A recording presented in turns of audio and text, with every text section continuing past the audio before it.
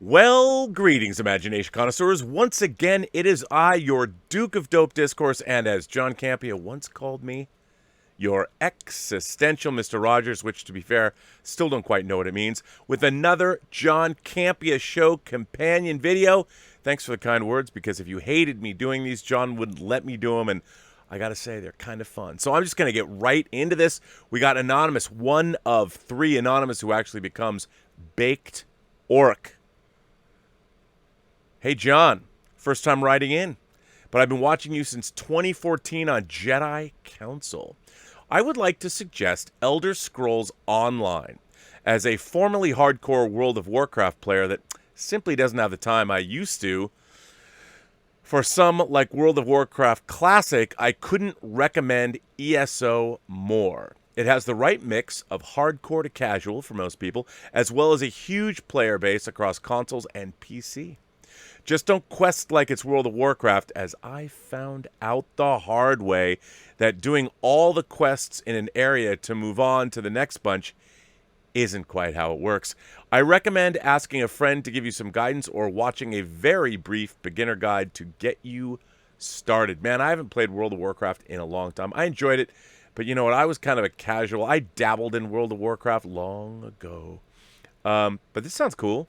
I've heard of Elder Scrolls. I've just never played it.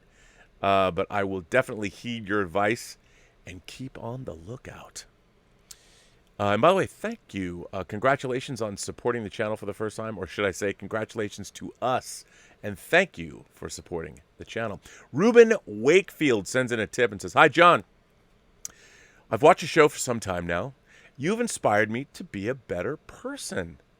I appreciate the integrity of how you run the show. I wanted to ask all of you, what type of legacy do you want to leave and what it means to you? God bless. Well, Ruben, always with the easy questions, eh? No, that's actually a fantastic question to ask. You know, I've always kind of thought that everybody should ask that of themselves. What kind of legacy do we want to leave?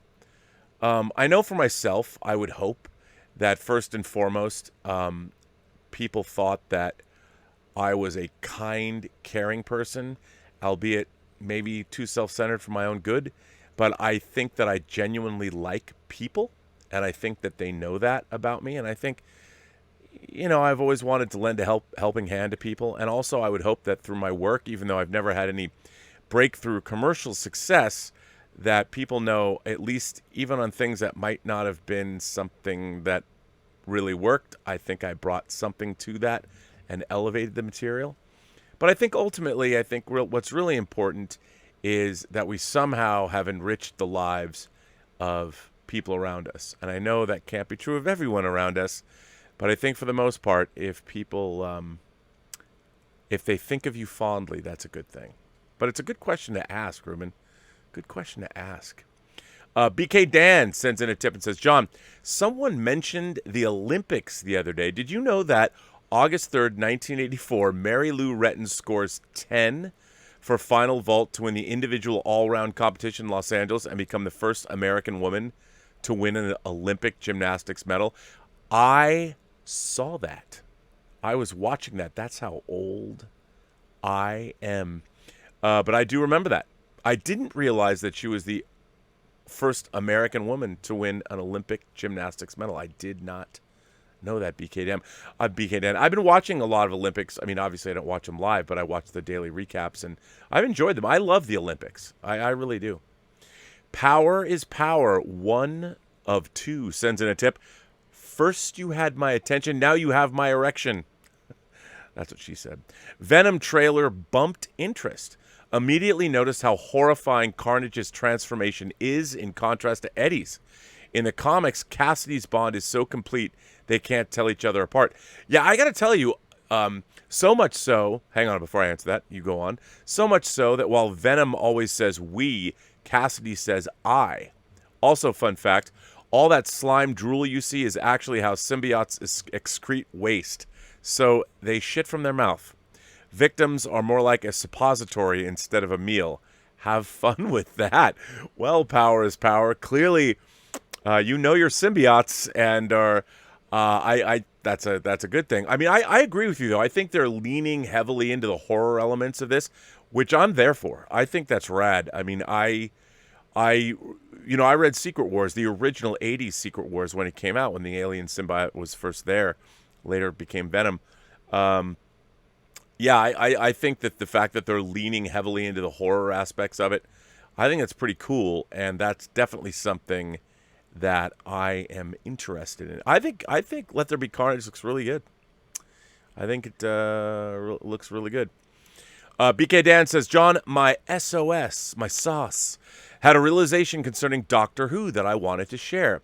The Bill and Ted movie, the first one, is an Americanized Doctor Who. Someone in a phone booth travels through time and has an adventure. John, Rob, audience, thoughts?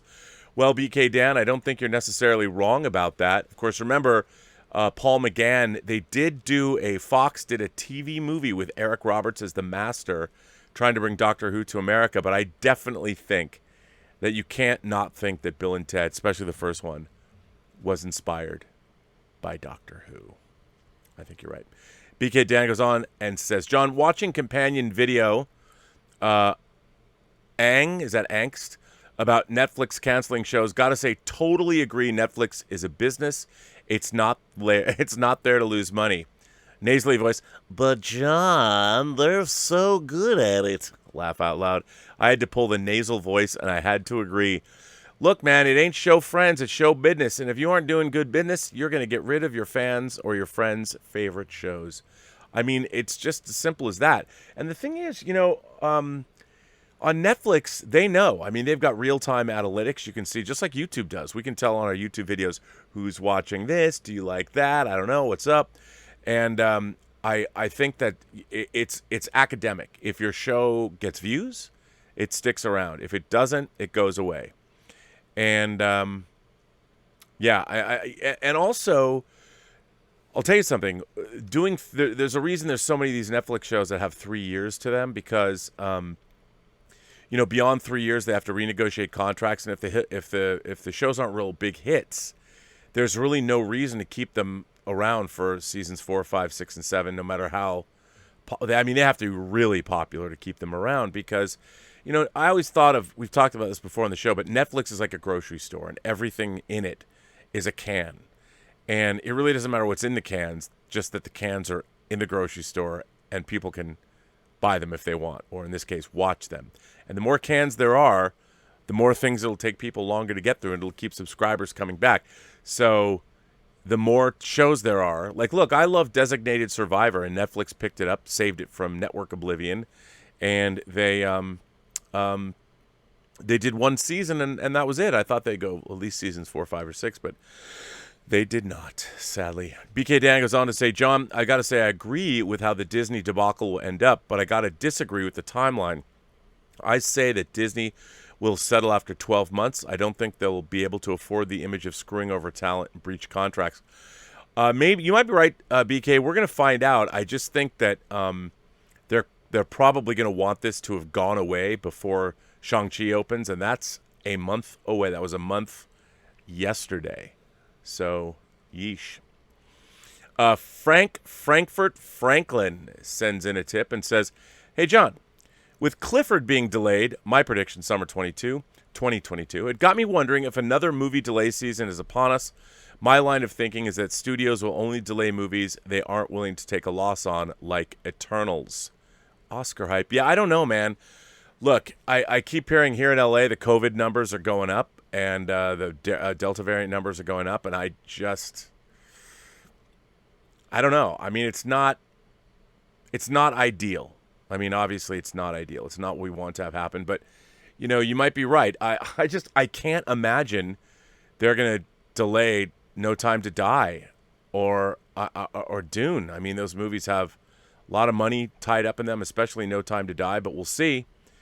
We will see. Nick Parrish. Hello, Nick. One of two. What's up, Sensei Campea? So you asked yesterday how low the bar was for Jungle Cruise. The answer, according to all the tracking I read last week, was $25 million due to the huge ramp-up in COVID cases and the bad overall box office last weekend. Also, based on the average weekend opening for a non-sequel rock movie during normal times, this is right on par. Even in normal times, this was probably making about 50 to 55 million opening weekend and still losing money based on the insane budget. Yeah, Nick, I know you know your box office, and I have to say you're probably right about that. I mean, the low end. I look at this movie and I think to myself, okay, who is this movie for? I mean, the Jungle Cruise is kind of an antiquated ride anyway. They just revamped it. But I look at this movie and I'm like, I understand Emily Blunt and Dwayne The Rock Johnson. That all looks good, you know, doing a riff on the African Queen, but making it a little bit more Raiders of the Lost Ark like. I understand, but at the end of the day, it seems to me that this movie was entirely constructed on paper in a boardroom. We'll do this, and we'll get these people to be in it. And the director's a good director. He's directed a lot of great studio programmers and action films and things like that. Jaime, Colette Sarah. And I just wonder who are they making this for? I don't know. And I don't know. I don't think it did. I mean, $200 million. That seems excessive for this movie, but I don't know. Cutter Hale. Actually, I do know because it's not going to earn out. Cutter Hale sends in a tip and says, been meaning to tell you that I took your recommendation and finally watched Mystery Men, and I loved it. It was hilarious and had great action, and I was really wrapped up in the story, and Blue Raja is the best and my favorite character in the movie. You know what, Cutter Hale? I have to tell you, I saw Mystery Men once, and I think I was kind of poised to dislike it. The world has changed since then, and John's always going on about it. I really do think that I need to give Mystery Men another shot. I got to do that. Well, based on your comment, all right, I'm going to do it. I'll get back to you. The 8th said, John, you're looking pretty fit these days. Did you secretly get a role for a superhero movie? We're on to you. Well, 8th, John has been going to the gym. And I'd say I've noticed he looks fit. He looks good. Good on John. But he's got a hot wife that he has to make sure he looks good for, so I can understand that, you know.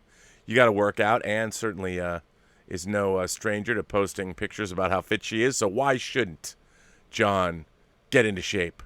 It's good for him, and it's good for her. It's good for them. It's always good to be in better shape than you. You know, I kind of stopped drinking as much, started to eat better, not having horrible food here in the Edipe, no chips, no gummy bears, no snacks. And John's got me drinking his Zevia. Not his Zevia, but my Zevia.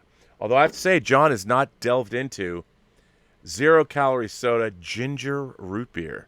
This stream is not brought to you by Zevia, but this ginger root beer is dope. Ever since AHA, the sparkling water, they had coffee and black cherry that they discontinued. That was my jam. I hate it when that happens. I hate it when you find something you like and then they take it away. Anyway, music fan tipped $5. Hi, John. With the rising cases of the Delta variant and the fact that movie theaters could face more problems due to this, I'm going to stop buying or watching celeb movie music from artists such as Clapton, who are anti-vax, who, by promoting their stance, is giving credibility to others to follow their views, thus threatening other people's jobs due to their stupidity. If we have another lockdown, plus movies such as The Eternals will get moved again. Where did Music Fan's third one go? I don't know. Maybe Music Fan, I'll find it. You know, it's a tough call. I mean, obviously, when you're in the middle of a pandemic, you have to get vaxxed. I will say this. I do understand that the FDA considers the COVID-19 vaccines, they are in the experimental stage until 2023, but they are working, and it's not like these were whipped up in a lab during COVID. I mean, these were vaccines that were in process long before we had this epidemic because of other things like SARS and MERS, and so they were doing these kinds of things. But you know, I can understand what you're saying about a Music Fan, about not supporting artists who aren't vaxxed. But on the other hand, I would say this. I don't think that you not buying some of your favorite music would hurt them. But I think standing on your convictions is always a good thing. Always a good thing. Your tribal chief sends in a tip and says, how do you think the negative reception and lukewarm box office of Space Jam 2 will affect LeBron's potential Hollywood career since he produced and started it? Also, do you think there'll be a Space Jam 3? If so, who should star in it? Ooh, that's a hard thing to say because I guess we'll have to wait till the next NBA star, 10, 20 years from now? I don't think it's going to hurt him, only because Space Jam is such an anomaly. I don't think people are expecting it to be the next Lawrence of Arabia. And I think LeBron James, he's well-liked, and I think we'll see him come up with something more. I mean, it's very interesting seeing basketball players. Kareem Abdul-Jabbar, who when I was a kid was like the greatest basketball player in the world. Kareem Abdul-Jabbar was a staff writer on the last Veronica Mars show. No kidding. And he's also been writing some great op-ed pieces for the Hollywood Reporter. And, one of the greatest basketball players in the world. So I would suspect if LeBron James has been bitten by the entertainment bug, we will see him. We will see him stick around Hollywood. And I like LeBron James. I mean, whenever I've seen him off the court, I like him. I like his personality. So who knows? He's a big geek, I'm sure. That's why I wanted to do Space Jam 2. Let's see what else he has up his sleeves. Ben Rayner sends in a tip and says, hi, John. Bob Iger. Retired for 5 minutes and it all goes to shit? Also, Bob Iger, every time I think I'm out, they pull me back in and out, 5%. We see Iger come back to help out with the ScarJo situation. Thanks for everything. Bring on the filthy. You know what, Ben? I think if Bob Iger comes in to smooth out that situation, and I think you're probably right, it's a good bet to think he will. I don't think anyone will ever know. He's left the company. I mean, he's still there, but he's on his way out. And I think that, he knows as a leader, he can't undermine Bob Chapek. As much as Chapek might not be doing best things for the company right now, but you know what I mean? He's going to want to let Bob Chapek run everything, and I'm sure. But then again, maybe Bob Iger wants to come in and be the white knight and fix it all. I can understand that. I mean, he built it all. How long did that take? Brian O'Connor, R.I.P., sir, tipped $5. You want to know why or who I'm incredibly jealous of right now? Mr. Greg Fraser. He not only was the cinematographer for Denis Villeneuve's Dune, but also Matt Reeves' The Batman.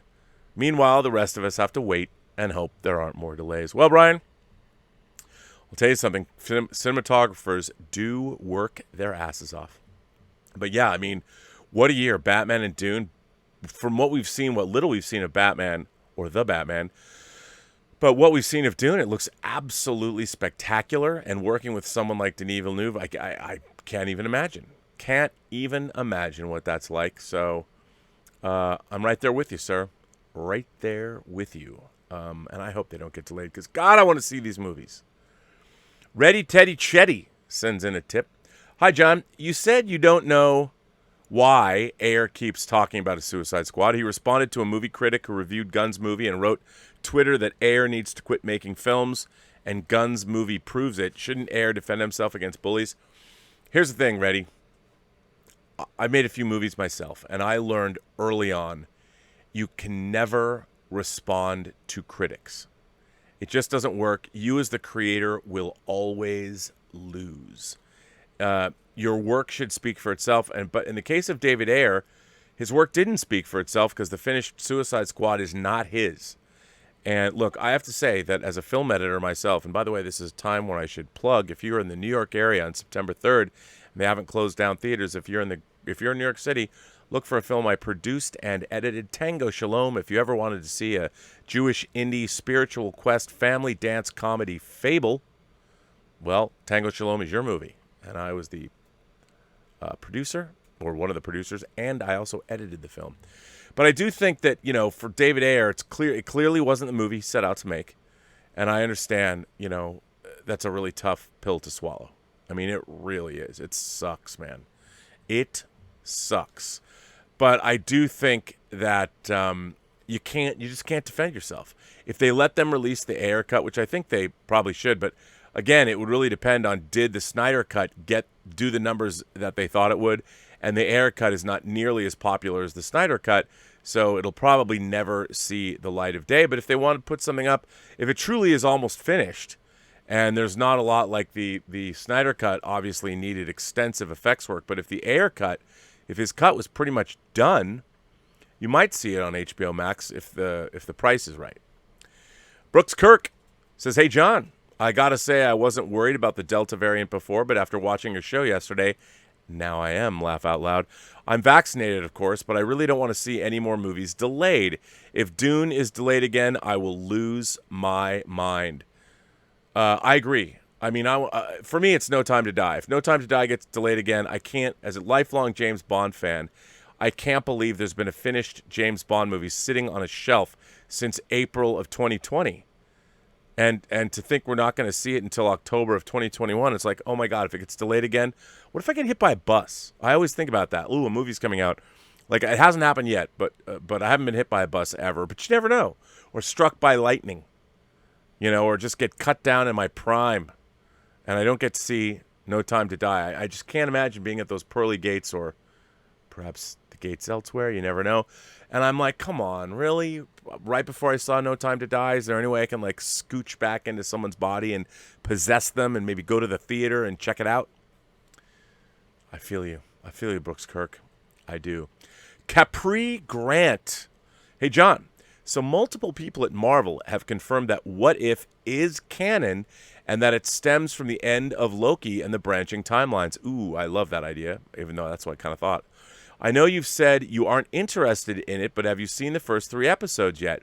And even though, Capri Grant goes on to say, you have said that you will not be doing the discussions for What If, have you given any thought to just doing like maybe a little 2 to 3 minute video of your thoughts on the episodes every week, like how you do your out of theater reviews? Gee, Capri Grant, I don't know if John's thought about that, but I'm going to steal that idea. I like that. I was a big What If comic fan. I loved What If. My favorite was What If Conan the Barbarian was in the 20th century with the great Bill Sienkiewicz cover. So, yeah, I'm there. I'm in. I mean, I think it's cool. I always like What If. Of course, most of the comics always ended with the end of the universe. And the Watcher was like, and that's the way it is, folks. That's all. So, yeah, what are you going to do? The Wakandan Forever sends in a tip and says, Aaron, what are you doing? Leave Venus and Serena alone. You're making them late for tennis practice. You're making them late. I was interested in King Richard, but now I'm really excited. P.S. John, you owe me a laptop. Seeing Kimberly and Aaron together on the show melted my screen. Scream. I have to tell you, I don't think there's many more photogenic people on the internet than Kimberly, and I love Aaron and the two of them together. I have to agree with you. Smoldering. But you know what? I have to say, man, I didn't have much interest in seeing King Richard until I saw that trailer. I mean, I watched that trailer like 5 times. That trailer is 2 minutes of just sheer joy. I loved it, and I think Will Smith just knocks it out of the park. And how can you not watch that trailer and not be like have your heart warmed? I want to see that movie. I mean, I really do. And I'm very, very, very excited. I'm going to butcher this last name. Dominic Chulchowski? Dominic, I'm sorry. I tried. Bonjour, Jean. I saw The Green Knight yesterday. I didn't know anything about the film before going into a screening. Tabernacle. This movie's great. A superb character study. Dev Patel is on fire. The visuals are stunning and the editing is solid. Well, Dominic, I really want to see. Sir Gawain, I really want to see this. I love any Arthurian mythos stories, and I like this mythic. It's a very mythic story, and I can't wait to see it. So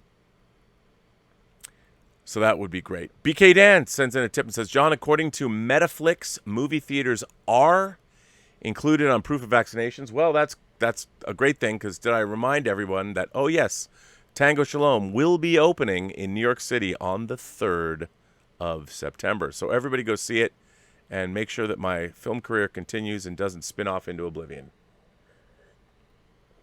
Craig Berkey sends in a tip and says, hi from the UK. I've seen Suicide Squad 3 times. It was awesome. Why don't movie theaters have reduced capacity unvaccinated showings and allow vaccinated moviegoers to attend more normal showings? That's interesting. That's not a bad idea. I think though that the problem is if people are unvaccinated and they're full of the virus, they're getting that virus all over the place.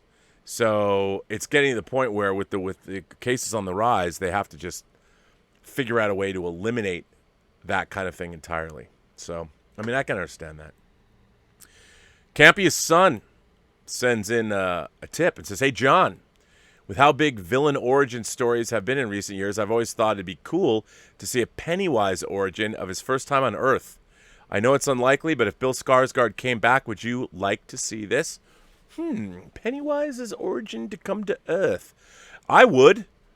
I mean, look, I love my horror and I love my aliens, and alien horror always. I mean, I want to find out, how did an alien decide to become a clown?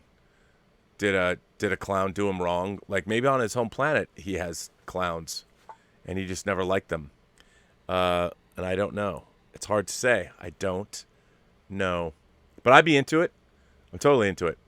One of two. Hey, Campea and fellow pundits. That's me. If I was Warner Brothers or Discovery, I would reboot the DC movie universe. Start with a clean slate of solo movies. My cast would be Batman, Luke Evans, Wonder Woman, Golshifta Farani, Superman, Ben Barnes. That sounds good to me. But you know what? I think they don't. I mean, I think they're doing okay. I mean, Wonder Woman 84, not so good. But I think that, Aquaman did good, $1 billion. And the first Wonder Woman did okay. But I don't think they'll ever do that. But that's not bad casting. Oh, you're going on further. This was actually Gems DC. I see. Split over two. Gems DC goes on to say Black Lightning, John David Washington, Vixen, Nicole Beharie, Aquaman, Uli Latufu, Green Lantern, Dan Stevens. Ooh, that's good casting. The Flash, Timothy Chalamet, Martian Manhunter, Sterling K. Brown. What do you think of my cast, and how would you reboot the DC movie universe? Well, Gems DC, I think it's a pretty good cast. All of those actors are very strong. I just don't think that they would reboot the DC universe. But I like your casting. The problem is, you wind up going back and what do? Tell another Superman origin story? I think that would just get old. I don't know if they would do that. But then again, you never know. Rachel Knight Online sends in a tip and says, "Hey, John, big fan since the AMC days. Miss Hollywood comes to you and says that she'll allow you to fix or resurrect one failed or failing franchise and leave you completely in charge of it. Which one would you choose to be in charge of? Much love." From El Paso, Texas. Actually, I should go this way, right, shouldn't I? Well, Rachel Knight Online, you know me, I've got to say, there's only one thing. Star Trek. I would go fix the Star Trek franchise. I did not like any of the Kelvin movies, although the casting was good. I would go back, and there's a script that Paramount owns that was written by Eric Jedrinson, who is a supervising producer of the Band of Brothers HBO miniseries. And he wrote it. It was a canonical Star Trek story that took place after the end of Star Trek Enterprise about the outbreak of the Romulan War. And it was, he was calling it his unofficial Iliad Odyssey trilogy. And I would go make that. That's what I would do. So, yeah. Anthony M.R. sends in a tip and says, "John, you keep saying that Charlie Cox is not going to be in Spider-Man, and you keep doing the classroom thing. I think it's obvious you're trying to throw us off the trail because you've been cast as the MCU Matt Murdock. Your secret's out." Geez, Anthony, John promised me to not tell anyone. How did you find this out? Don't put this on Instagram. That would not be cool. I mean, I don't know how you knew that John is going to be a Daredevil, but, who am I to say? You apparently found this out. Ben Bangs sends in a tip and says, "Hey, John and Rob, why didn't Disney just approach ScarJo and say something like, 'We wish we could honor our agreement, but will you work with us so that we don't go bankrupt?' Not sure she would have gone along, but it would have been way classier." Thoughts?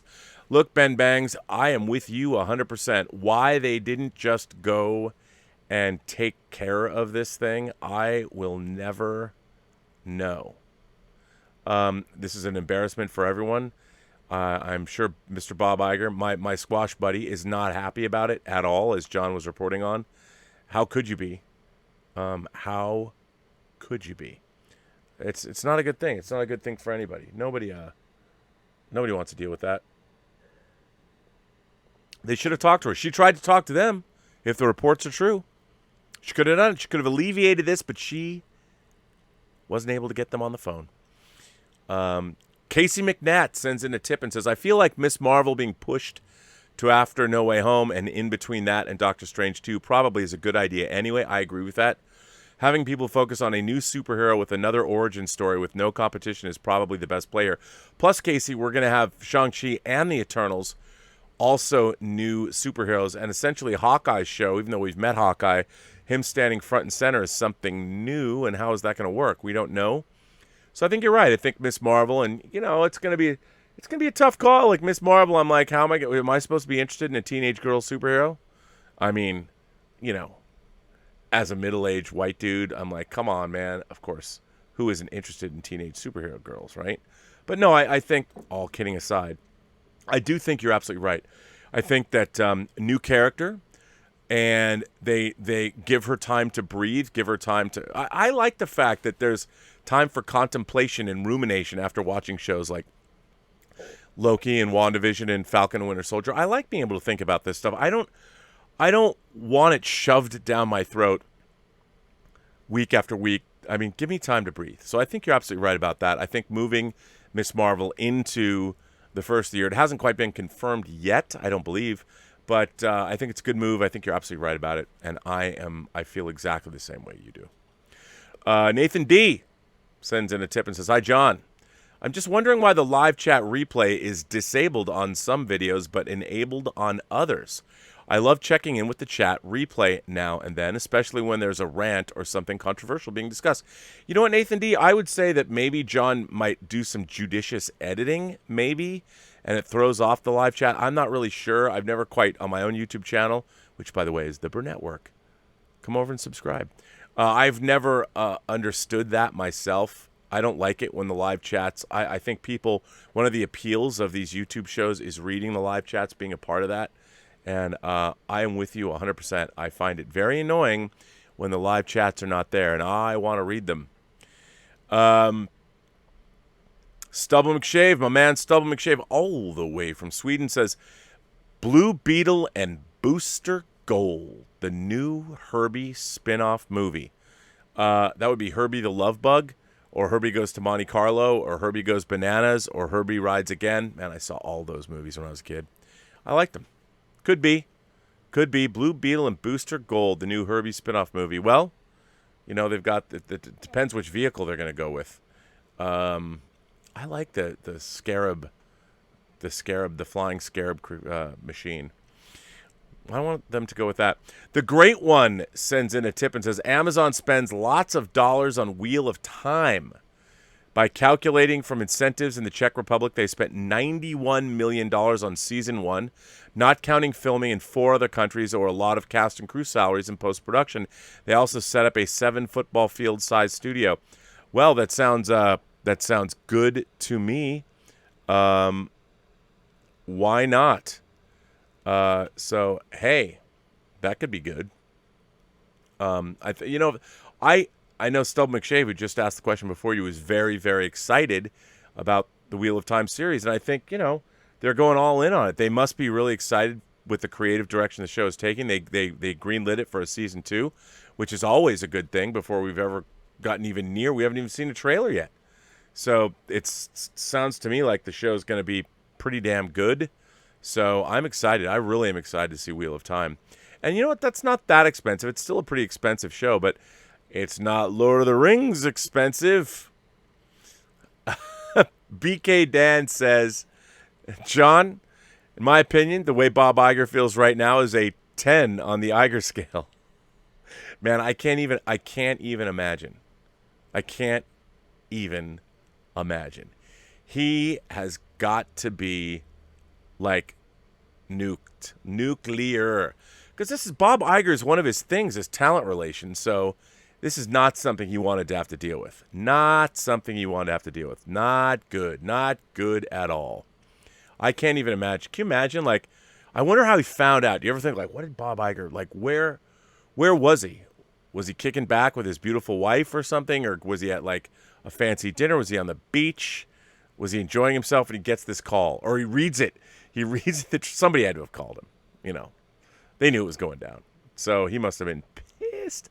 Especially, like, you'd think Kevin Feige and him, like, man, this is not good. And then to have this happen publicly, it's just not good any way you look at it. Not good. So he could not have been happy. So BK Dan, I like that. A 10 on the Iger scale. I got to use that. Brooks Kirk says, hey, John. So I just had a job interview to work for the city of Lubbock, Texas. Tejas. Don't mess with Texas. My hometown. I feel like it went well, and I honestly think there's a good chance I'll get the job. It'll pay well, which is great, but I also don't want to give up on expressing my love for movies. I've been something of a critic myself, watching so many over the years. I know I won't have time for a YouTube channel, especially with the job I might be getting. Should I just make a blog or what? Your advice would be appreciated. Well, Brooks, you've got to do something that's right for you. I think the most important thing I could tell you is when you go on to YouTube, if you all want to start a video channel or you want to start a blog, like a Tumblr blog and review movies, the most important thing is to make it your own. Don't repeat back other people's opinions. Everybody wants to hear a unique voice. And the more unique that you make your voice, and I don't mean talking like this. I don't think you have to do voices like this, although maybe that would be funny if you have a good character. What you should do is always make sure that your opinion is uniquely yours and give people a reason to come back. Your insights or your delivery or something that's uniquely you. And that's the first thing. The second thing is, do a good job, reviewing movies. If you are going to review films, don't just be like, I didn't like that movie, it sucked. Bring something deep and rich, because we'll be watching, and we want, when we come across your channel or your blog, however you want to do it. I mean, you have to figure out what fits in with your new schedule. Maybe you only want to do movie reviews on the weekends, and put those up. Maybe that's what you're going to do, like a weekend movie update or something. That could be. We have in LA, we have Film Week on NPR with Larry Mantle. Film Week, and they have other rotating reviewers review the films of the week. Maybe that's something you want to do. Or maybe you could do a show on Saturday mornings when you do a little bit of an industry insight into what opened, what did well, But I think what's really important is if you want to do that, you should. Because in addition, by the way, congratulations if you get this new job in Lubbock. Keep us, of course, informed. But there's no reason why you can't do both. Just carve out some time for yourself, and eventually you'll have a cool blog, and you'll be interacting with viewers or readers, and it's always a good thing. Richard Cutts writes in, after Clifford... Oh, dude. I hope Ghostbusters Afterlife doesn't get delayed again. I was really annoyed the last time it was delayed because my dad wanted to see it, and he died in March. I'm very sorry to hear that. And now I won't get to have that experience with him now because of that stupid virus. Richard, first of all, I'm very sorry for your loss. My dad, he passed away 13 years ago, and there's not a day that goes by where I don't think about him. He was a great guy, but I'm sure your father was as well. And it sounds like you and your father saw movies together. So, I mean, the only solace I would take is that when it comes out, it is called Ghostbusters Afterlife. And I bet you won't be able to watch that movie without thinking about your dad. And I hope that the movie puts a great big smile on your face because I thought it looked great. The trailer, man, that new trailer kind of hit me in the feels. Gotta say, hit me in the feels. I got a little choked up. I thought it was good. But, I don't want... Dude, I'm so tired of having movies delayed. I mean, I'm not getting any younger. I'm no spring chicken. Who knows what's going to happen? I just want to see these movies. Why is it? I never thought it would be too much to ask to see movies, but now it seems like it is. Caleb sends in a tip and says, Disney calling ScarJo uncaring toward COVID for wanting Black Widow theatrical when they opened Florida Disney World last fucking July when COVID was surging and months before a single vaccine shot had been given may be the single most hypocritical thing ever. Caleb, you hit the nail on that head, sir. Yeah, I that was one of the worst press releases I'd ever read. I think you're absolutely correct. Who are they to call Scarlett Johansson? I mean, look, whether you are tired of Hollywood elites and all their money, it doesn't matter what you think of it all. It's what your contract says. And the fact is there were 23 previous Marvel films that all got exclusive theatrical releases. So we talked about it, John took us to school and did a very good job breaking down what this contract law. I thought John did a fantastic job. And of course, when she signed the contract, there was the expectation based on precedent, and as you all know, legal precedent's important, that these films would get an exclusive release. And releasing it on Disney Plus day and date, even though it was at a premium price, this was not usual. This was something new, and they absolutely should have talked to ScarJo. They absolutely should have talked to her. 100%. McDavid deserves better, sends in a tip and says, did you watch the Warner Brothers promo of the Suicide Squad cast lobbying for the Nathan Fillion Civilian Pavilion in Edmonton? No. Unlike the proposed statue of Wolverine, who was canonically born near Edmonton, this pavilion may get green-lit by the city council. That's hilarious. I've actually been to Edmonton. I enjoyed it quite a bit. They have a killer mall there, and I enjoyed it. I liked Edmonton, and I think, any city is made better by building a shrine to Nathan Fillion. The Nathan Fillion Civilian Pavilion. Who wouldn't want that in Edmonton, Canada? That seems like something you'd see on an episode of Letterkenny, and I'm there for it. I'm with you. Min Tran, one of two, says, if not a Fast movie, a Suicide Squad or a Black Adam movie is a good alternative. Yeah. Yes, Peacemaker is severely underpowered to Black Adam, but DC can just write it where Peacemaker receives a power-up or something. Missed opportunity if they do fight. If The Rock does not deliver an electrified people's elbow to make it the most electrifying move in all of entertainment. Yeah, you know what? I kind of think that Black Adam should absolutely fight Peacemaker, or at least Peacemaker should be in the film. I think that's a missed opportunity. And by the way, what is up with John Cena wearing that Peacemaker outfit everywhere? If anyone looked up online and saw the actual Suicide Squad premiere in Hollywood, I mean, oh my gosh. He was dressed as the Peacemaker then. He must really love that costume. B. Wayne from NY, just B. Wayne NY says, John Robb, have you guys seen the deepfake video where they drop Henry Cavill's image into famous scenes from James Bond movies? It's highly entertaining, and it could be a possible look into the future of 007. A little Henry for you and James Bond for Rob. You know what? I've seen it. I think Henry Cavill would do great as Bond. I mean, he already played Napoleon Solo in The Man from U.N.C.L.E., so why not Bond? I would be all there for that. I don't know how they want to go with Bond, but Henry Cavill would be a great Bond, so why not?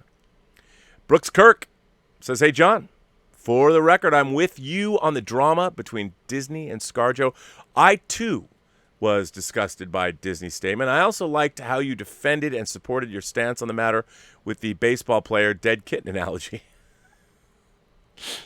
Because everyone needs a baseball player dead kitten analogy. Very well done. Yeah, I mean, I thought John did I really enjoyed being a part of that when John broke it down legally. He does, of course, have a little bit of a legal background, so it was good hearing him break it all down. He said some things I hadn't actually thought about. While I was doing it, I went and looked up acting on Reliance because that was something I did know about. And sure enough, it popped up about contract law. Yeah, I thought John's take on it was great. I mean, look, to me, at the end of the day, it ain't show friends. It is show business, as you all know, and you got to do business. You can't not.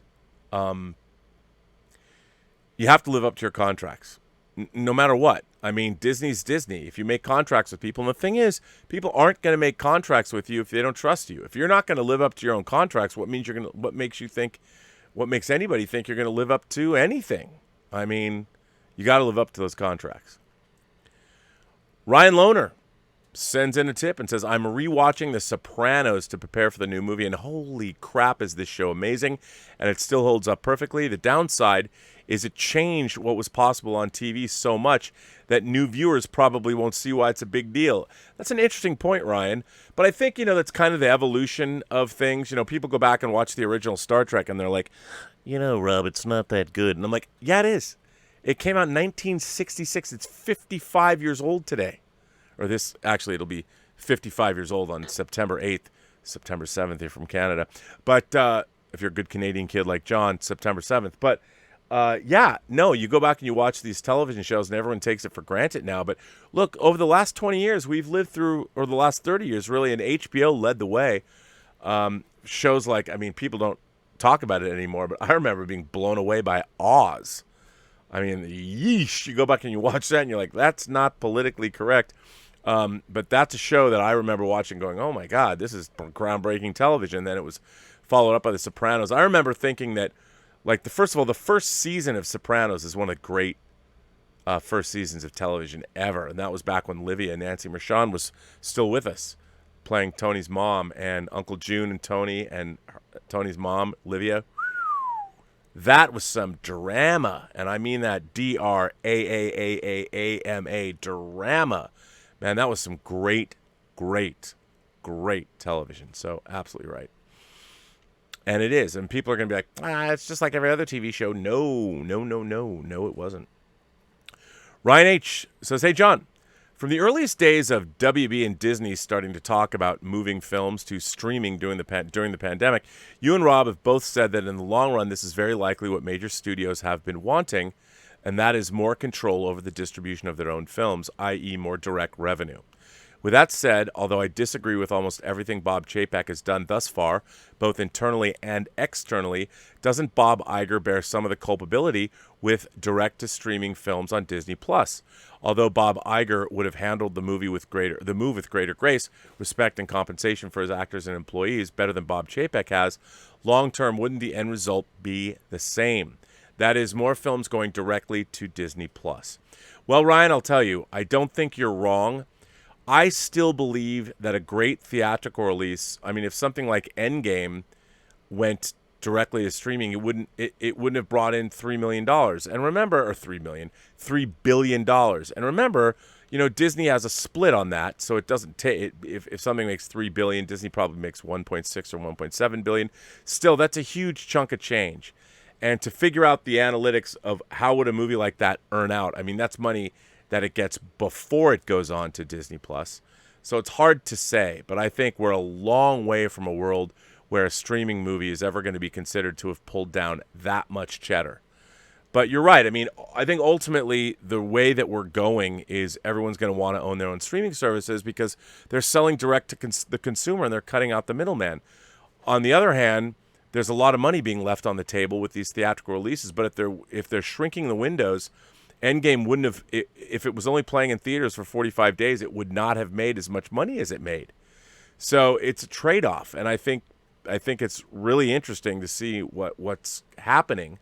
But we're in the middle of a massive sea change, and how it's gonna play out, and how they're gonna figure out how to monetize movies. That's tough. That's a tough one. That's a tough one to. It's tough. It's hard to do. So, yeah. Interesting, though. It's going to be interesting to see where all this shakes out in 5 years. I want to believe that movies, especially big tentpole movies, will always have a place in theaters, but one never knows. Ryan H. says, the ScarJo situation has me wondering if actors and actresses in the future are compensated fairly. Do you think they'll care if their films go direct to streaming? Is it more than just money and more about the prestige of being in theatrical films? Ryan H., there's some of that. In the industry, the perception currently is that everybody wants their movie to go theatrical, whether it's a low-budget indie movie or obviously if it's a huge-budget studio picture. Going theatrically is still the end-all, be-all of the business. And a lot of earnings are based on that, by getting that theatrical release. It's really, really, really, really important. Now, that could change. I could see, again, everything changes. In 10 years, people might be like, who cares? But for right now, both filmmakers and everybody in movies, the industry at large, they all want their movies to go out theatrically and make a big splash. And I still believe that a movie is infinitely more valuable if, in fact, it becomes a theatrical release. I honestly, I do believe that. I do believe that. But in the future, it depends on. See, the thing about Scarlett Johansson is she's at the highest levels of power in Hollywood, and when you get there, you get as much as you can, when you can, while you can. And that's what she was a producer on this movie. That's what she was negotiating, knowing with the expectation that up until now, every Marvel movie has done at least on average $1 billion. Now, like, that's after everything is totaled up. Like an individual movie like Doctor Strange might not, but if a movie like Doctor Strange, made $700 million, I'm sure Benedict Cumberbatch got some bump because that means people like him as Doctor Strange, and they did the right choice. And that's how business is done in Hollywood. Performance-based, and Marvel doesn't pay people huge salaries up front. They give you performance bonuses, and that's how you score. Daryl Best Wadley sends in a tip and says, "Hey John, 3 movies I hope to get a sequel one day because I love the first Hancock, Karate Kid with Jaden Smith, don't judge me, I won't, and most of all, Tag. That was my favorite comedy of that year, heartfelt and funny. I don't know how those did. I mean, I liked Hancock a lot. What a wacky mythology. And I really like Will Smith. I really did. I thought Will Smith did a great job. And Charlize Theron, I liked it. I haven't seen the Jaden Smith Karate Kid, but I why not? If you like the movie, if it's a favorite of yours, should get a sequel. And Tag, I could see them doing Tag 2, Tag Harder. I could see that. People like that movie. I don't think you're wrong about that, sir. BK Dan says, John, as someone who grew up with Star Wars, I've got to say my favorite scene in any Star Wars was in Episode 3, as Darth had just gotten his suit and crowds just stopped breathing as James Earl Jones's voice started. It wouldn't have been on the same. It wouldn't have been the same on TV at home versus a movie theater. No, that was amazing. I mean, it was the birth of Darth Vader. We were there. What a way to end that movie. And then, of course, at the end, when Vader crosses his arms and is standing next to Tarkin in front of the Death Star being, the outlines of the Death Star being first constructed. I mean, come on. That was good stuff. I agree. I would not have wanted to be anywhere else. I actually saw that movie. I was working on Superman Returns. We saw it, the Fox Studios has this like Fox Entertainment Complex, and we had a special screening for us. And we went over there, the whole cast and crew of Superman Returns went to go see it in the morning. Peter Cunnington says, hi, John. Say this really fast. The Nathan Fillion Civilian Pavilion. There is a petition to build a park in Edmonton, Canada called that. And there was a commercial with the members of the Suicide Squad, including the director, mentioning this might happen. Say it with me now. The Nathan Fillion Civilian Pavilion. Peter, you're not the first person to bring this up this chat, and you're probably not going to be the last, but I hope there is a Nathan Fillion Civilian Pavilion, because who wouldn't want to go there? Visit Edmonton, the home of the Nathan Fillion Civilian Pavilion. Who doesn't want to see that? You wacky Canucks. I want to see it now. Make this happen. Make it happen. Stranger things have happened. Make it happen. Christopher Rosado says, hey, John, over a week ago, I asked if the upcoming Marvel Legends short about Peggy Carter could contain at least one scene from her show. Well, I just finished it, and it didn't. Clips used were from the 3 Cap films, Ant-Man, Endgame, and her one-shot short. Well, I'm sorry about that, Christopher. Maybe in What If? I don't know. But it should have had maybe it had something to do with the aspect ratio and the way it was shot. That the other things were all widescreen, but they couldn't use TV because the aspect ratio is different. Could be that. The Mad Norwegian Vikings sends in a tip and says, hey, John, something that was said on your show left me with a bad taste in my mouth. And that was when I learned that people put ketchup on eggs.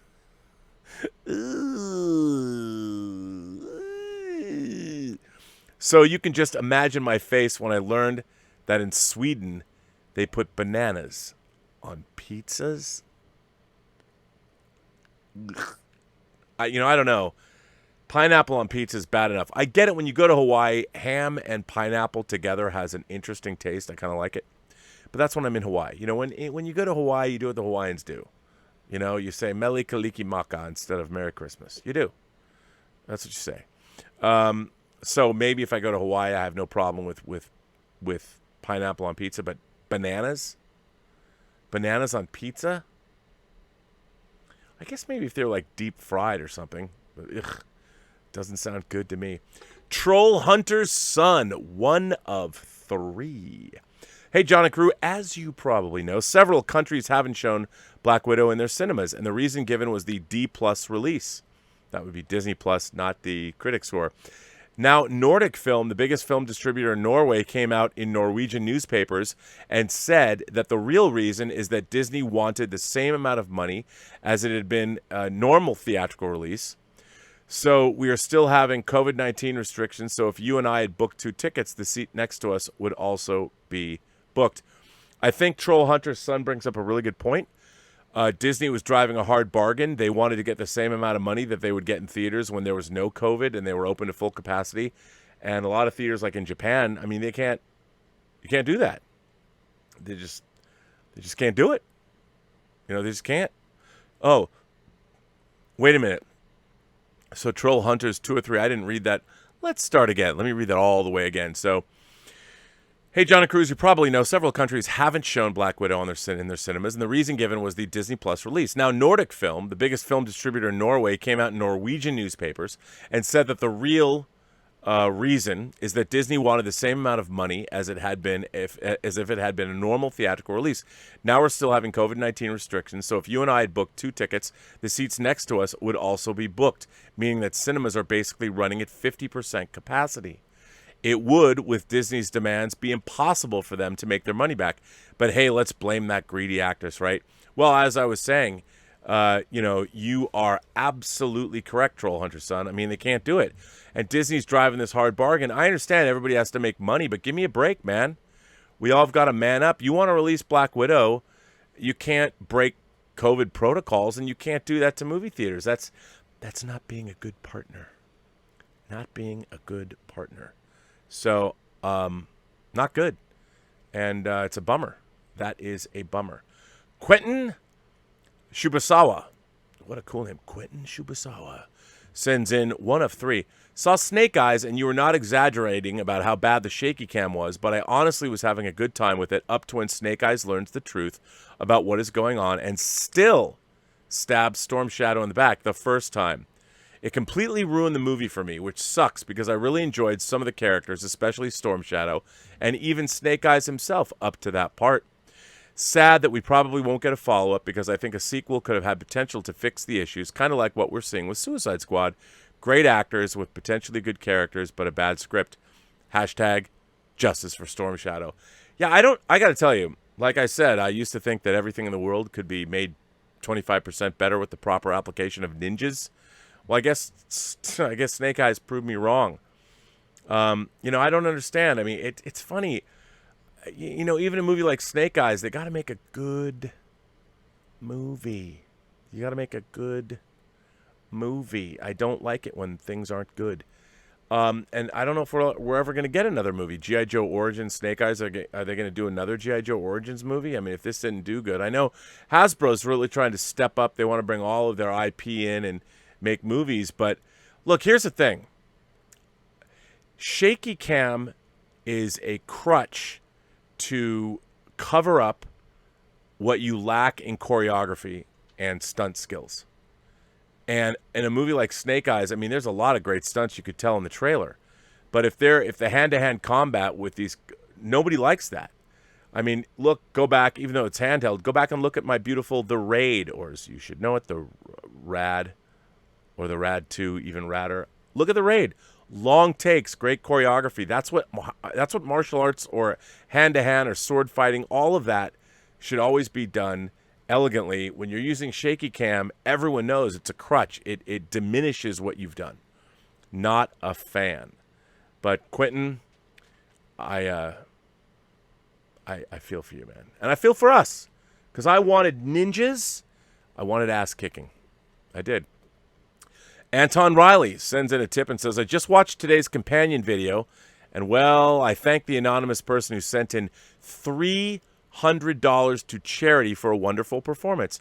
For a guy who says you can't sing, John, you do have a nice voice, and you play the guitar so well. Anton, is this a backwards way of you trying to get me to sing Barry Manilow's Copacabana? Because I would. I don't want to get John demonetized. I don't want to, bust out the, her name was Lola.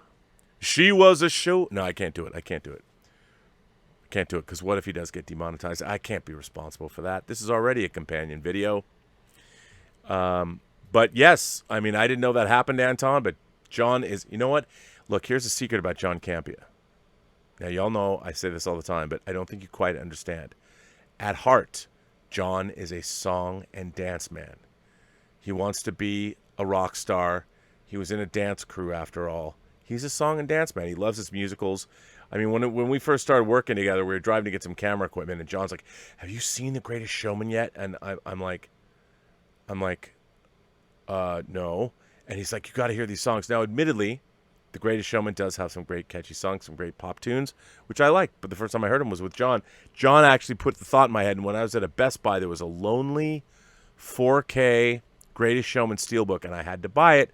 Took it home to Liz. We watched it together, and I'm like, this movie's pretty good. I like this movie. John Campea is a song and dance man. We talk about bringing on the filthy. I think it should be bring on the music. Bring on the singing. Bring on the dancing. Bring on the dance crew video, Mrs. Campea. John's mom, if you happen to be watching this, and there's no reason why you should, but if you are, you've got to find, I'll get you my home address. You've got to dig through John's childhood things, and you've got to find the VHS tapes of John Campea dancing. I'm just saying. But Anton, and the anonymous person who gave John a tip like that for charity, or gave a tip to charity in John's name, thank you for that. Appreciate it. That doesn't change the fact that all of us, I mean, can you imagine how many views would John Campea's dance crew tape get? I can't even imagine.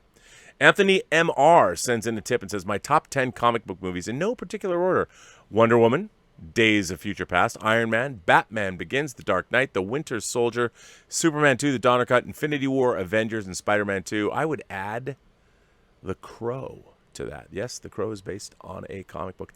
I would also add Blue is the Warmest Color. I know. You're going to say you're a dirty old man, Rob, but that movie brought the filthy on. Plus, it's a devastating examination of relationships. And yes, it is based on a French graphic novel. So there you go. Blue is the Warmest Color. Watch. Somebody's going to watch it. Somebody who's like young, and their mom's going to come in and watch it. And they're going, what are you watching? Well, Rob Burnett on John Campea Show said to watch Blue is the Warmest Color because it's a great comic book adaptation. And it is. It's just different than other comic adaptations. That's all I'm saying. But that's a good list, Anthony. Hector O sends in a tip and says, will you be getting the new annual pass for Disneyland anytime soon? Now, I was reading about this today, and I'm like, wait, what? I'm still trying to figure out, because I was an annual pass holder. Well, I don't have my thing in, but I was a Disney annual pass holder. Wait a minute. Hang on. And, of course, they discontinued them. I think I might even have it in my wallet. I got to get one of those, like, newfangled, see if I have it in here. I don't know. Probably not. Now that I'm looking for it, shoot! I thought I still had it in here. Maybe I tossed it. Uh-oh, no more. I don't have my Disney annual pass. You know what I do have? My ArcLight membership, which is sad because there is no more ArcLight. Go figure. What are you gonna do? Well, I could have shown you I had a Disney annual pass. I probably tossed it. Oh well. What are your thoughts on the new program? I remember you saying that you and your wife had for plenty of years the annual passes and liked the old program pass a lot. I liked it a lot too. Elizabeth and I had annual passes. I really liked it. You could just go down there, and aside from parking, you just go in. You had to pay for food and stuff, but you got a discount. I really liked it. It just seems a little spendy. I mean, it's a little pricey. I know they need to make up what they've lost for COVID, but it is spendy. I was looking at the tiers going, wait a minute, as a local California boy, what do I get and how is it going to work? And I don't really know. Ismael Montoya sends in a tip and says, John, after being on planes for over 30 hours in the last couple of weeks, I realized how horrible the movie selections airlines have. The best thing I saw was Underwater with Kristen Stewart. Can AMC have contracts with airlines to pay for movies?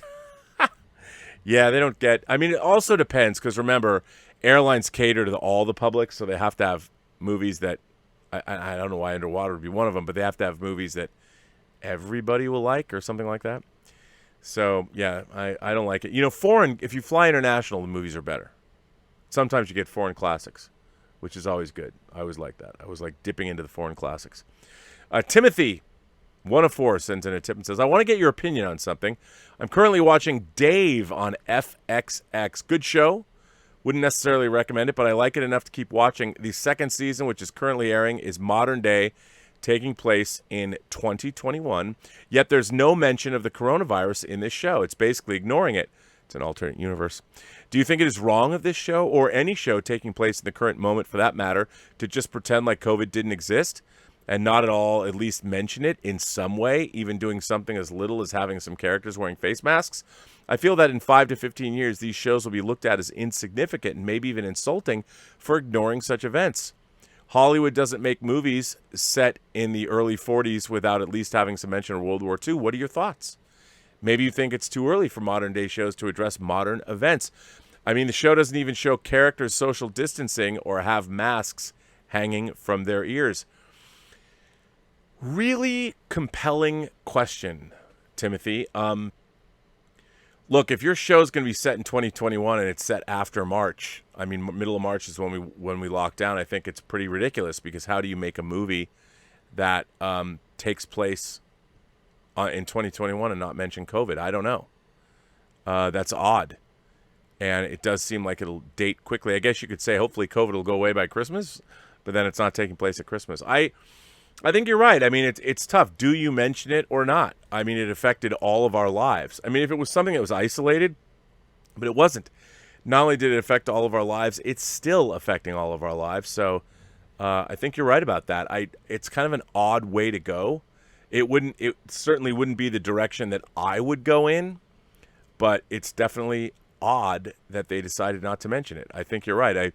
I don't know what it's going to mean in 5 to 10 years, but I do think it's strange. I do think, like, come on, you're going to watch something going to be 2021, 2020, 2020, and even 2020. If you're not mentioning, I mean, COVID's been now affecting us. We're what, a year and a half in now? I mean, March, it had been a full year since lockdown, and now April, May, June, July, August. I mean, we're in it, man. We are in it. It's probably going to go for another year. I could see that. Something's going to happen. We'll see. Orange Grove 55 says, is it possible that Bob Iger is behind these leaks to the trades about Disney's internal drama to sort of put pressure on Chapek? No. Thanks for all you do, John. I don't think he would do that. Because, look, he wanted a smooth transition of power. Nobody wants this kind of turmoil. Remember, he could have stayed at Disney if he wanted to.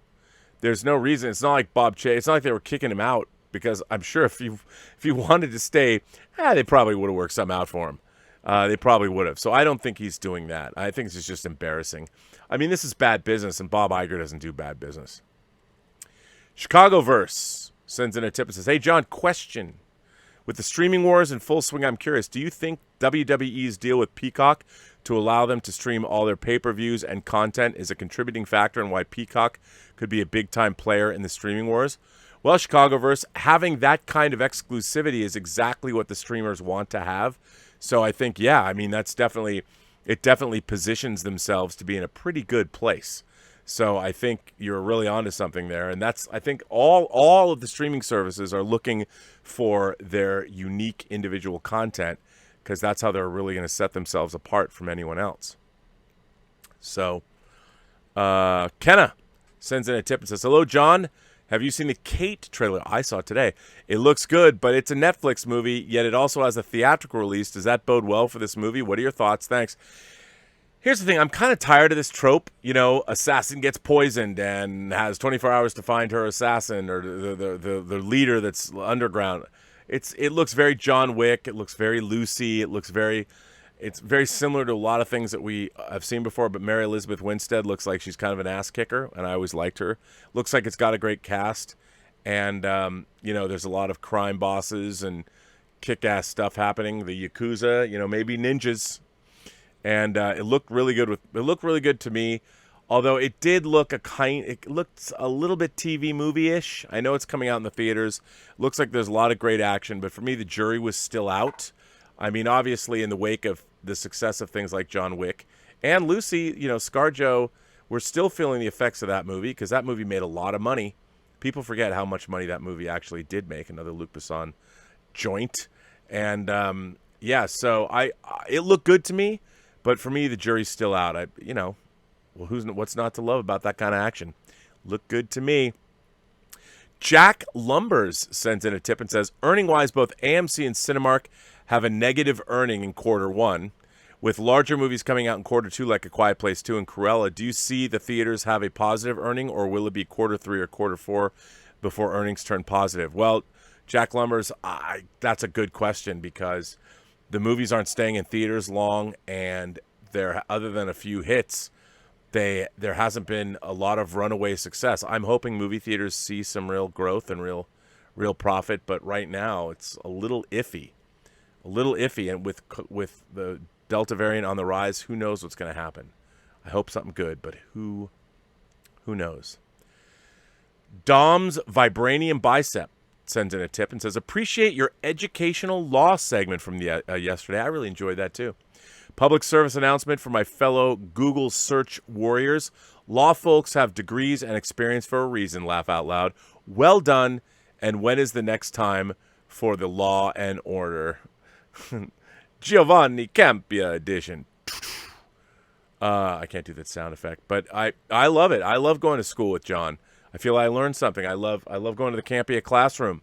That was actually really good. I mean, John, I thought, did a great breakdown. He flat out said, look, he's not a lawyer, but he went and did his research and gave you viewers at home something you wouldn't normally get. I think when I do my own show, Robservations, and John does these shows, I mean, John sends me show notes the night before. He does do research. And sometimes when he does like a deep dive into something like this, I think it's pretty cool. I'm like, I'm proud to be a part of this show. That's why I'm still here. So, yeah. Matt says, hey, John, 2 questions. Who are you picking in the rematch? Who are you picking in the rematch? Usman versus Covington. Also, where does the Suicide Squad rank in the DCEU, Matt? I have to hang my head in shame. You did not get your $7 worth, your tip.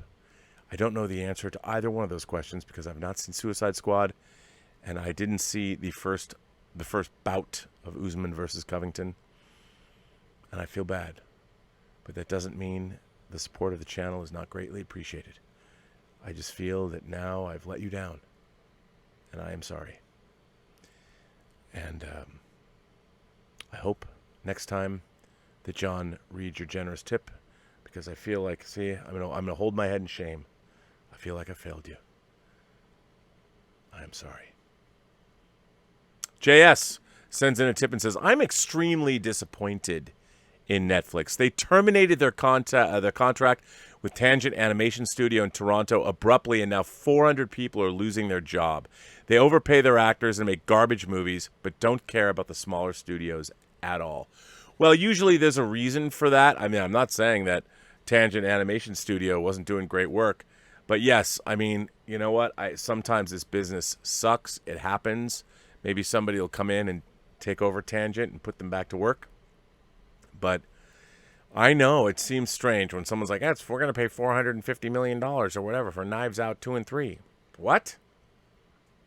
And you've got a great animation studio, especially because there's so much animation on Netflix that's doing well, which is a good time to plug my own show, Dota, Dragon's Blood. I was the animatic editor. 8 episodes. We're working on the 2nd season now.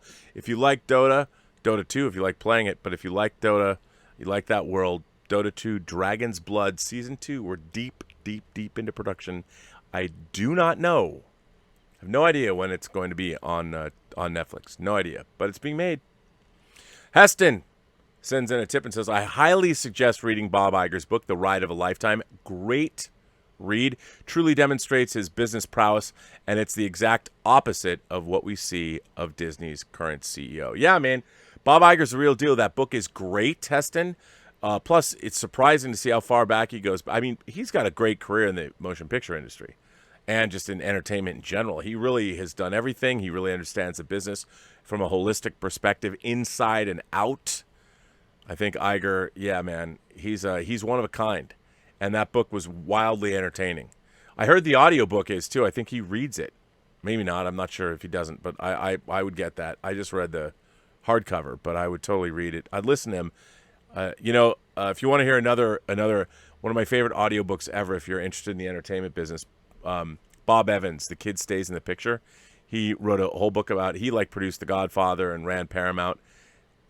He's amazing, and he's passed away now. But if you read, I mean, get the audiobook of The Kid Stays in the Picture. If you like Bob Iger's book, you'd like this book too. Rich A sends in a tip and says, "Hi, John. Greetings from sunny Bermuda. I just finished rereading Disney War. Such a good book, by the way. It's so interesting how Eisner-esque your description of Chapek is coming across. History repeating itself. Could be. Yeah. That's a very interesting observation. Gosh, I don't know. I mean, I guess we'll have to see where Chapek is going. I just think sometimes people... Like, I didn't think Kevin Tsujihara was the guy to run Warner Brothers. He came out of the amusement park industry the same way Chapek did. And Chapek used to work for Home Video, and he was very well liked, but very different skill sets. And this ScarJo thing should never have happened. Should never have happened. Never have happened. But I'm glad you dug it. James LH says, "How's it going, John? This may not interest you, but you've interviewed and hosted.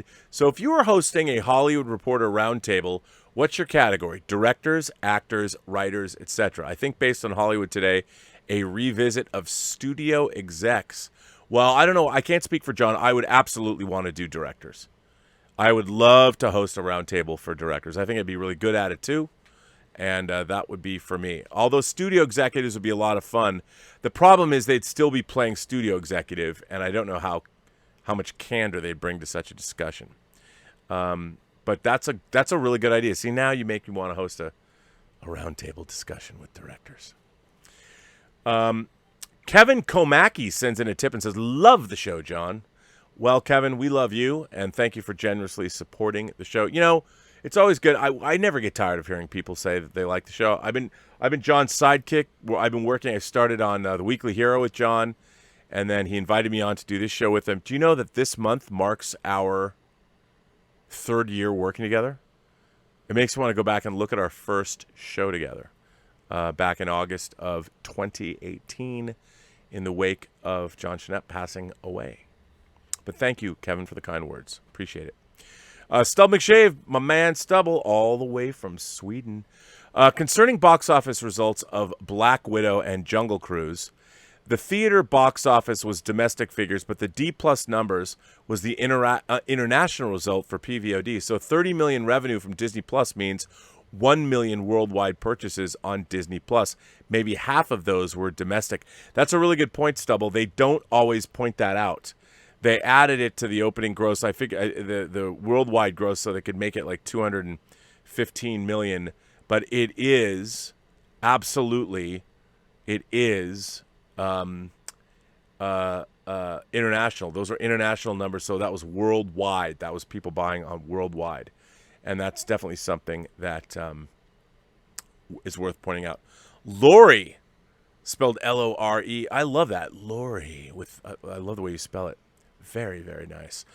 Sends in a tip and says, "I think the problem with Disney Plus is that every movie isn't worth $30, so we pick and choose which to buy. They need a tiered system." Your thoughts, Lori?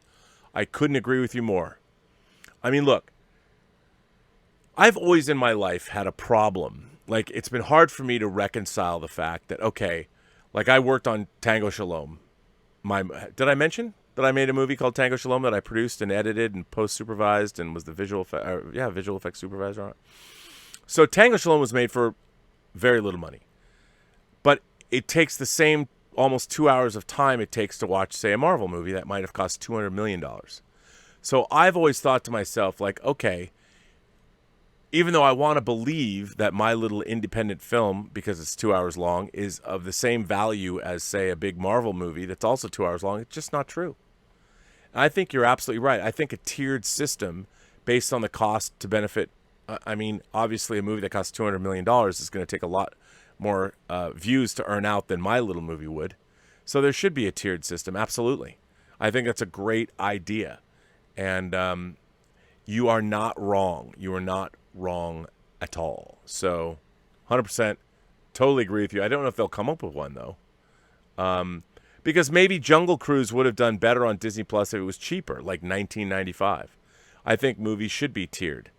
And, you know, Disney used to have these letter tickets. So E-tickets were the best. Like there was A tickets and B tickets and C tickets and D tickets. But if you had tickets for an E-list attraction like Pirates of the Caribbean, you were stoked. Now, that was a long time ago. That was like 40 years ago. But they did away with that. But it was still pretty cool. Still pretty cool. And on that note, I know you're gonna miss me. I can tell. You guys are already going, no, Rob, don't leave us behind. Well, he only sent me these questions. I mean, I can only read the questions that he gave me. So I do want to say thank you for all of you who've stuck this companion video out. I want to thank John Campea for allowing me to read these questions. I want to thank you guys and girls and gentle beings and kind souls from across the 28 known galaxies for supporting the channel in a generous way by sending in tips and super chats. We very much appreciate it. Keeps the lights on here at the John Campea Show. Keeps me on the show too, so thank you for that. And I want to thank John. I thank John. I don't need to thank John again. And I want to thank Kimberly, and I want to thank Aaron because they're great. And Chris Carr, if she's out there. She's great too. But anyway, I'm Robert Meyer Burnett. You can find me on social media if you want to follow my ramblings. I am on Instagram at Robert Meyer Burnett. Find me there. I'm on Twitter at BurnettRM. And you can find me on my own YouTube channel, The Burnett Work. And until I do another one of these, I am your existential Mr. Rogers, and I am signing out. Don't forget, bring on the filthy.